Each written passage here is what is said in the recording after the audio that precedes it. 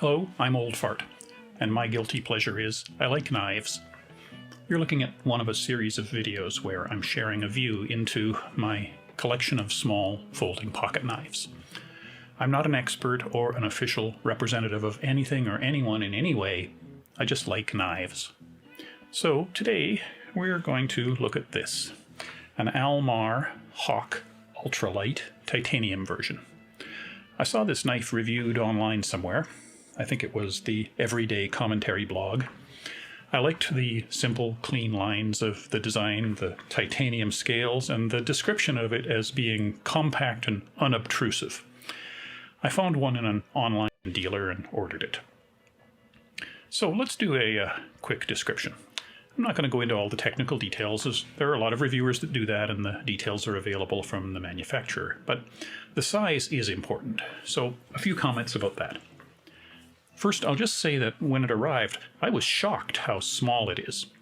I knew it was small. I read the specifications, but I hadn't internalized it, and I wasn't prepared for it to be so tiny. Let's compare it to some well-known objects to get a sense of size. Closed, it's almost exactly the same size as a credit card. While open, it's about the same size as a ballpoint pen. In numbers, the specifications say that the blade is 66 millimeters, which is just under 2 3/4 inches. Looks like 63 millimeters and 2.5 inches to me. In any case, that gets it well under the 3-inch limit that defines legality in some places, so this is probably okay to carry in those locations. However, note that the blade does lock open, and there are places where locking knives are not legal, so this wouldn't be okay there. As you would expect from something so tiny, it's very lightweight. You barely notice the weight in your hand or in your pocket. Now, I know I keep saying it's small, but I think a better description might be miniature. It's like a larger knife was Honey, I Shrunk the Kids down to this size, which is basically true. There are 3 and 4-inch blade versions of this same knife, except for the pocket clip. The pocket clip needs to be a certain minimum size to be effective, so it's a normal-sized pocket clip and seems a little large in proportion to the rest of the knife. This is a typical titanium frame lock with a fairly clean presentation side and a clip side that is busy with the clip and the locking mechanism. Closed, there is a nice gentle curve along the back. It's a side flipper mechanism, the flipper tab sticking out here. Pulling back on the tab, it snaps open quickly with not too much noise, just a quiet little snick. And it has a pretty sure lockup. The scales are satin-finished titanium, and there's a good pocket clip, which is two-sided. It comes set for right-hand carry, but as you can see, there are mounting holes here to move the clip to the other side. Now you notice there's a filler cap held in place by screws at that alternate mounting point.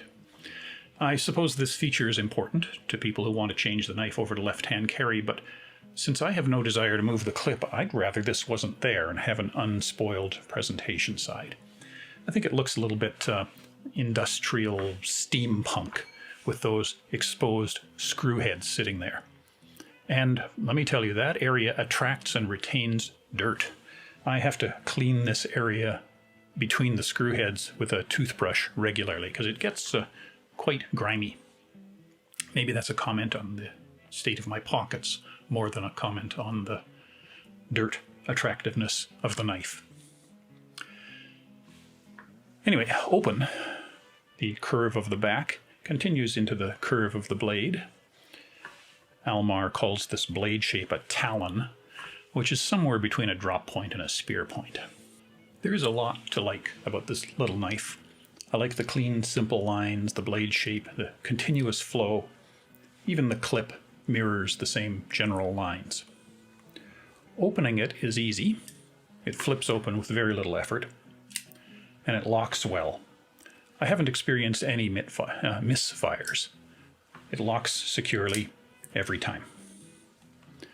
Being tiny, it practically disappears in your pocket, so it's very unobtrusive carry. Open, it's fairly comfortable to hold considering how small it is. Definitely only a 3-finger grip. And there is a bit of a hot spot on this corner where my pinky wraps around that sharp corner. I like how the flipper tab ends up on this side and curves around the front of the index finger, so it becomes a finger guard. There is a reasonable sized sharpening choil here, and of course no thumb stud to get in the way, so sharpening is fairly simple. Now, there are also some things that I don't really like. First, I keep mentioning the size. It's really small and light. So small that it almost seems flimsy. Now, I know, what did I expect? It's advertised as an ultralight, and I get that. And the ultralightness makes it great for lightweight carry. But I wouldn't trust it for anything heavy. It feels like it would break or de-lock and close.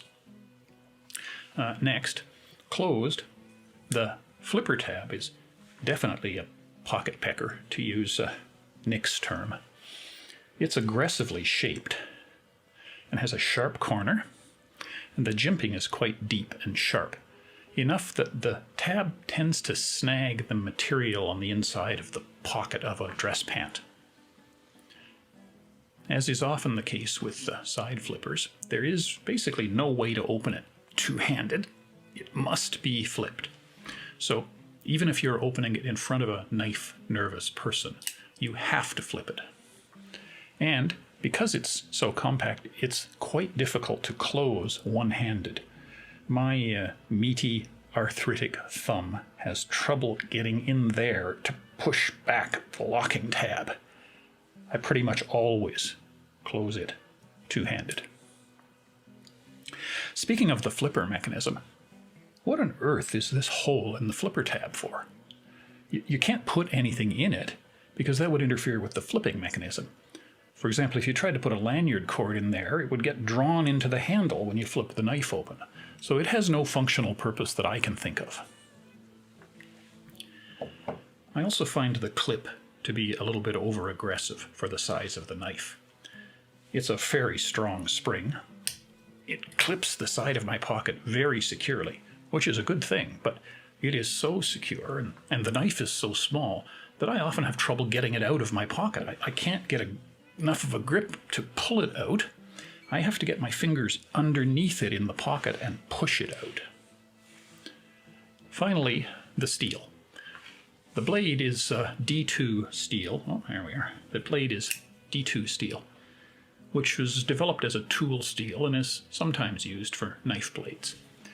Now, D2 is okay, and it has a probably undeserved poor reputation.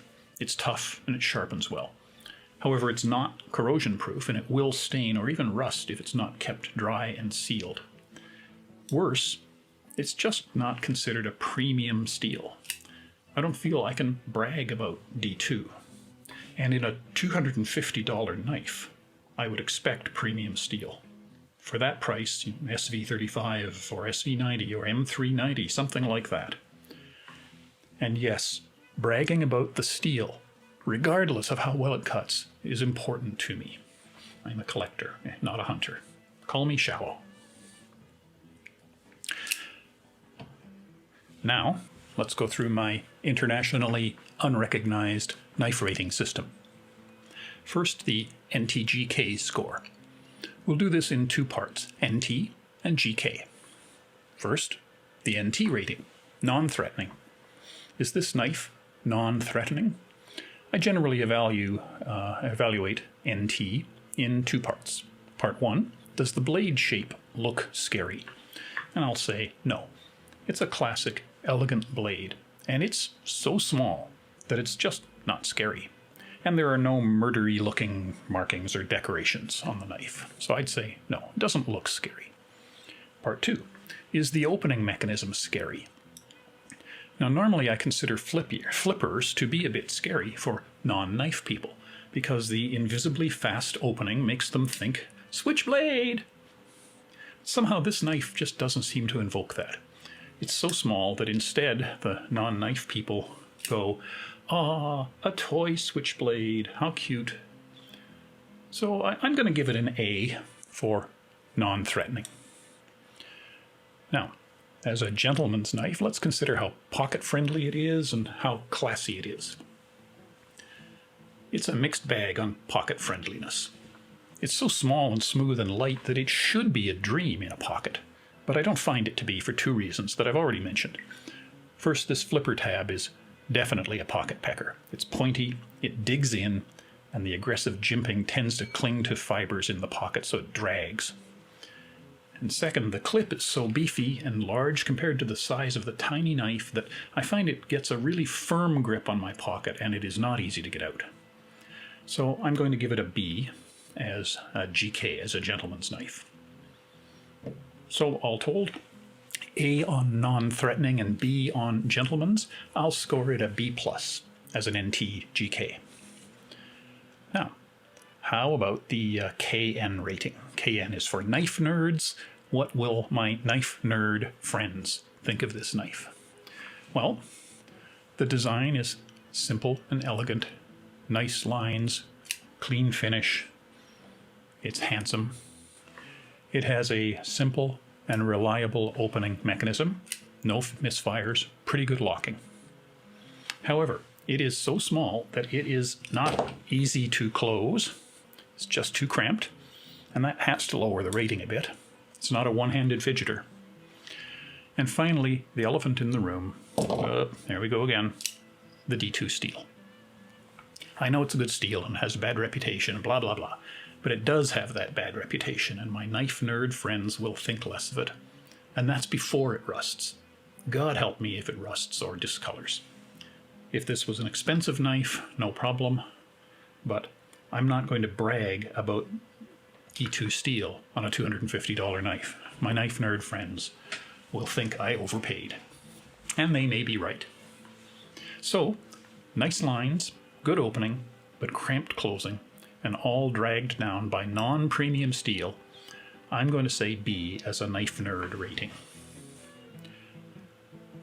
Well, that brings us to the end of this tour of an interesting little knife with the emphasis on little. If your primary requirement is a knife that is really compact and light, this one might be worth a look. Thanks for watching, and we will meet again. Bye.